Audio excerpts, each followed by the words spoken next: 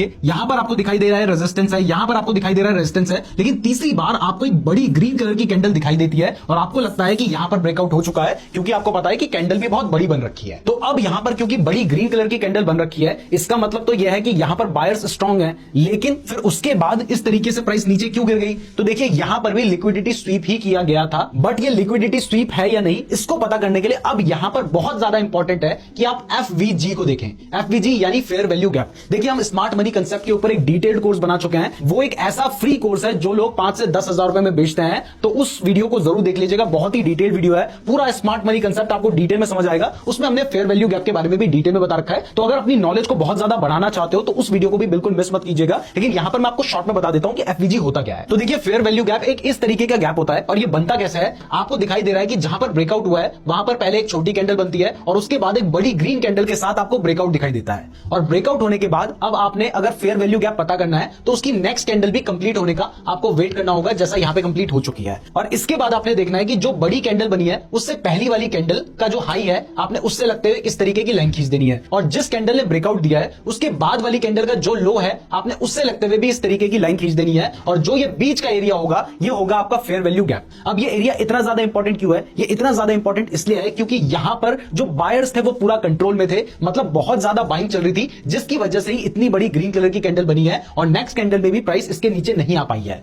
तो इसका मतलब यहां पर एक बहुत बड़ा एरिया है जहां पर बायर्स अवेलेबल हैं, इसलिए ये जो एरिया होता है ये बहुत स्ट्रांग माना जाता है और इसके बाद प्राइस के नीचे आने के जो चांसेस होते हैं वो बहुत कम होते हैं। इसके अपोजिट केस में अगर आपको दिखाई देता है कि ब्रेक डाउन हुआ है और वो भी बड़ी रेड कैंडल के साथ हुआ है, तो आपने उससे पहले वाली कैंडल का जो लो है उससे लगते हुए एक लाइन खींच देनी है और उसके बाद वाली कैंडल का जो लो है उससे लगते हुए भी एक लाइन खींच देनी है। अगर यहां पर एक बड़ा सा गैप बन जाता है तो ये होगा हमारा फेयर वैल्यू गैप। तो फेयर वैल्यू गैप क्या होता है ये आपको समझ आ गया है। तो अगर जहां पर ब्रेकआउट हो रहा है वहां पर इस तरीके का गैप बन रहा है तो उस ब्रेकआउट के सस्टेन होने के चांसेस बहुत ज्यादा होंगे, लेकिन अगर कोई भी गैप नहीं है तो वो एक फेक आउट हो सकता है। अब वापस आते हैं चार्ट पे। ये वही चार्ट है जहां पर आप देख सकते हैं कि बार बार रेजिस्टेंस बना था और तीसरी बार एक बड़ी ग्रीन कैंडल ने यहां पे ब्रेकआउट दे दिया था। तो अब आपने क्या करना है, आपने उससे पहले वाली कैंडल यानी इस कैंडल से लगते हुए एक लाइन खींच देनी है और उसके बाद वाली कैंडल के लो से लगते हुए एक लाइन खींच देनी है, और आपको यहां पे दिखाई दे रहा है कि कोई भी खास गैप नहीं है, तो इसका मतलब ये एक फेक आउट हो सकता है। तो अगर इसके बाद भी आपको ट्रेड लेना है तो फिर आपको इसके बाद की कैंडल का वेट करना होगा। जो कैंडल अगर ऊपर बन जाती है तो आप ट्रेड ले सकते हैं, लेकिन ज्यादातर केस में इसके बाद जो कैंडल होगी वो सीधा ब्रेक डाउन दे देगी और प्राइस के गिरने के चांसेस होंगे। तो अगर ब्रेक डाउन हो जाता है तो फिर आप क्या करेंगे, फिर यहां पर आप शॉर्ट करने की पोजीशन लेंगे। आपका जो स्टॉप लॉस होगा वो इस हाई के ऊपर यानी यहां पर होगा,